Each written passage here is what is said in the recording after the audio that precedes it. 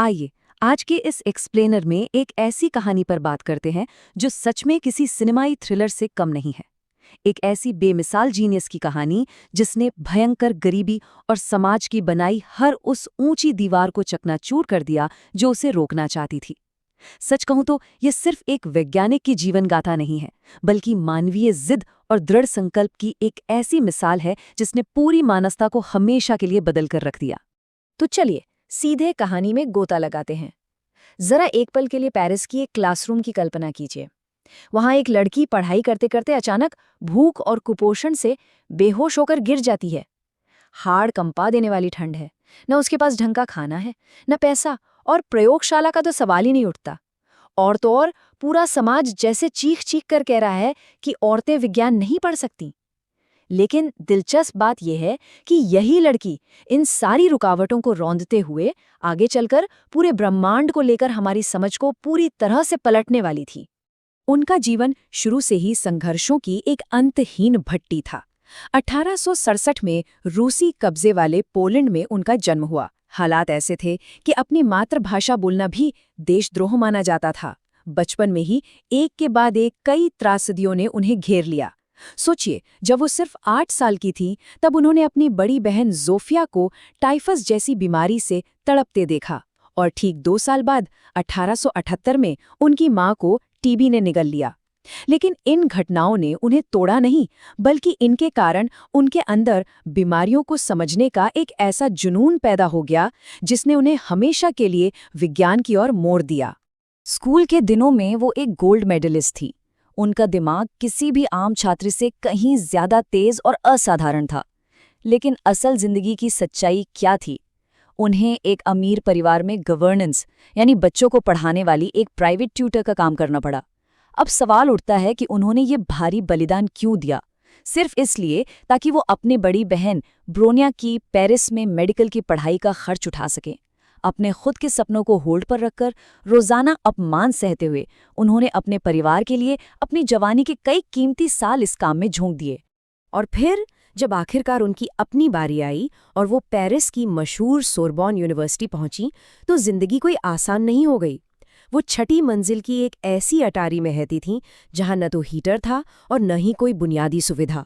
ठंड इतनी भयंकर होती थी कि रात में उनके वॉश बेसिन का पानी तर सचमुच बर्फ बन जाता था। अपने पास मौजूद सारे कपड़े एक साथ पहनकर वो गुजारा करती थीं। लेकिन इस जमा देने वाली ठंड में भी उनकी अदम्य इच्छा शक्ति कम नहीं हुई। उसी इच्छा शक्ति ने उन्हें अपने सभी पुरुष सहपाठियों को पछाड़ते हुए फिजिक्स और मैथ्स की क्लास में टॉप करने की ताकत दी। खैर, यही कहानी में एक बेहद दिलचस्प इंसान की एंट्री होती है, पियरे क्यूरी। ये एक ऐसे शानदार वैज्ञानिक थे जिन्होंने कभी शादी न करने की कसम खाई थी, और वे सामाजिक रूप से काफी अलग थलग रहते थे। जब इन दोनों की मुलाकात हुई तो वहां कोई आम पारंपरिक रोमांस नहीं था, बल्कि भौतिकी और भौतिक दुनिया के प्रति एक तीव्र साझा जुनून था। पियरे ने मैरी में एक ऐसा दिमाग देखा जो बिल्कुल उनके जैसा ही सोचता था। यह एक ऐसी पार्टनरशिप की शुरुआत थी जो इतिहास रचने वाली थी। साथ मिलकर उन्होंने एक रहस्यमयी चीज पर काम शुरू किया, यूरेनियम से निकलने वाली किरणें। मैरी ने अपने शुरुआती प्रयोगों में ये साबित कर दिया कि यह ऊर्जा बाहर से नहीं, बल्कि खुद यूरेनियम के परमाणुओं के भीतर से आ रही थी। और यहीं पर उन्होंने एक बिल्कुल नया शब्द गढ़ा जिसे आज हम सब जानते हैं, रेडियो एक्टिविटी। ये कोई छोटी मोटी खोज नहीं थी, इसने उस वक्त के विज्ञान के नियमों को हिलाकर रख दिया। ये वही महान खोज है जो आज दुनिया भर के हर अस्पताल में इस्तेमाल होने वाली तकनीक की बुनियाद है। अब यहाँ एक बहुत ही अहम मोड़ आता है जिसने सब कुछ बदल कर रख दिया। मैरी ने पिच ब्लेंड नाम के एक भारी काले खनिज का परीक्षण किया। उनके आंकड़ों ने एक चौंकाने वाली बात बताई। पिच ब्लेंड की रेडियो एक्टिविटी शुद्ध यूरेनियम से पूरे 4 गुना अधिक थी। मैरी का शानदार दिमाग तुरंत इस बात को समझ गया कि इसका सीधा सा मतलब है कि पिच ब्लेंड के अंदर कोई ऐसा पूरी तरह से अज्ञात तत्व छिपा हुआ है जो यूरेनियम से भी कहीं ज्यादा शक्तिशाली और सक्रिय है। इस नए तत्व को दुनिया के सामने साबित करने के लिए उन्हें इसे असल में पिच ब्लेंड से निकालकर दिखाना ही था। लेकिन इसके लिए उन्हें कोई आलीशान लैब नहीं, बल्कि एक टूटी फूटी टपकती हुई छत वाला शेड मिला वहां उन्होंने वो काम किया जिसकी कल्पना करना भी रोंगटे खड़े कर देता है। रोजाना 20-20 किलो के भारी बोरे उठाना, तेज और खतरनाक एसिड में उन्हें घोलना और भयंकर गर्मी में उबलते हुए मिश्रण को एक भारी लोहे की रॉड से घंटों तक चलाते रहना। उनके हाथ पूरी तरह जल गए थे, लेकिन काम एक दिल के लिए भी नहीं रुका। 10 टन। जरा इस नंबर की गहराई को समझिए। अपने इस क्रूर और कमर तोड़ देने वाले काम के दौरान उन्होंने कुल 10 टन पिचब्लेंड के कच्चे कचरे को अपने हाथों से प्रोसेस किया। ये किसी मशीन का काम नहीं था, ये एक महिला के जले और कटे हुए हाथों की अथक मेहनत थी, जो लगातार 3 सालों तक मौसम की हर चरम मार झेलते हुए बिना रुके चलती रही। और उन 10 टन भारी कच्चे माल से उन्हें आखिर में क्या मिला? सिर्फ और सिर्फ 0.1 ग्राम शुद्ध रेडियम क्लोराइड। 10 टन कचरा और अंत में चुटकी भर से भी कम उत्पाद। लेकिन ये कोई साधारण चीज नहीं थी। रात के समय उस टूटे हुए शेड में ये शुद्ध रेडियम एक जादुई नीली रोशनी से चमकता था। ये उस महान खोज का वास्तविक चमकता हुआ प्रमाण था जो अब पूरी दुनिया को हैरान करने वाली थी। इस ऐतिहासिक खोज के लिए 1903 का नोबेल पुरस्कार घोषित हुआ। लेकिन क्या आप यकीन करेंगे कि नोबेल कमेटी ने खुलेआम सेक्सिज्म दिखाते हुए सिर्फ पियरे क्यूरी और हेनरी बेकरेल का नाम चुना, सिर्फ इसलिए क्योंकि मैरी एक महिला थी। लेकिन पियरे मजबूती से उनके लिए खड़े रहे। उन्होंने कमेटी को साफ शब्दों में लिख दिया कि ये मुख्य रूप से मैरी की खोज है और अगर मैरी को शामिल नहीं किया गया तो वे भी इस पुरस्कार को ठुकरा देंगे। उनकी जिद के कारण कमेटी को झुकना पड़ा और मैरी नोबेल जीतने वाली पहली महिला बनी। उनकी जिंदगी आखिरकार एक सही ट्रैक पर आती दिख रही थी कि तभी 1906 में एक भयानक त्रासदी ने दस्तक दी। एक बारिश भरे दिन सड़क पार करते समय पियरे एक भारी वैगन के नीचे आ गए और मौके पर ही उनकी दर्दनाक मौत हो गई। जिस इंसान ने हर कदम पर उनका साथ दिया था वो एक झटके में हमेशा के लिए चला गया। एक भयानक सन्नाटा छा गया था और हर कोई बस यही सोच रहा था कि क्या इतना बड़ा और अचानक लगा सदमा मैरी को हमेशा के लिए तोड़ देगा। लेकिन वो मैरी क्यूरी थी। उन्होंने हार मानने और टूटने से साफ इनकार कर दिया। पियरे की मौत के बाद सोरबॉन यूनिवर्सिटी ने पियरे की कुर्सी मैरी को सौंप दी, जिससे वो वहां की पहली महिला प्रोफेसर बनी। जब वे अपना पहला लेक्चर देने आईं तो पूरा हॉल खचाखच भरा था। लोगों को लगा वो बहुत भावुक हो जाएंगी, लेकिन उन्होंने बिना किसी भूमिका के बहुत ही मजबूती से अपना लेक्चर बिल्कुल उसी लाइन से शुरू किया जहां पियरे ने अपना आखिरी लेक्चर खत्म किया था। ये उनका अपना बेहद खामोश और मजबूत ट्रिब्यूट था। कुछ सालों बाद मैरी को एक और भयानक तूफान का सामना करना पड़ा। मीडिया ने उन्हें विदेशी बताकर उनके चरित्र पर कीचड़ उछाला और एक भारी पब्लिक स्कैंडल खड़ा कर दिया।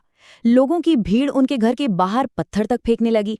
यहाँ तक कि स्वीडिश अकेडमी ने भी उन्हें अपना पुरस्कार लेने आने से मना कर दिया। लेकिन मैरी ने दृढ़ता से इनकार कर दिया। उन्होंने कहा कि उनके विज्ञान का उनके निजी जीवन से कोई लेना देना नहीं है।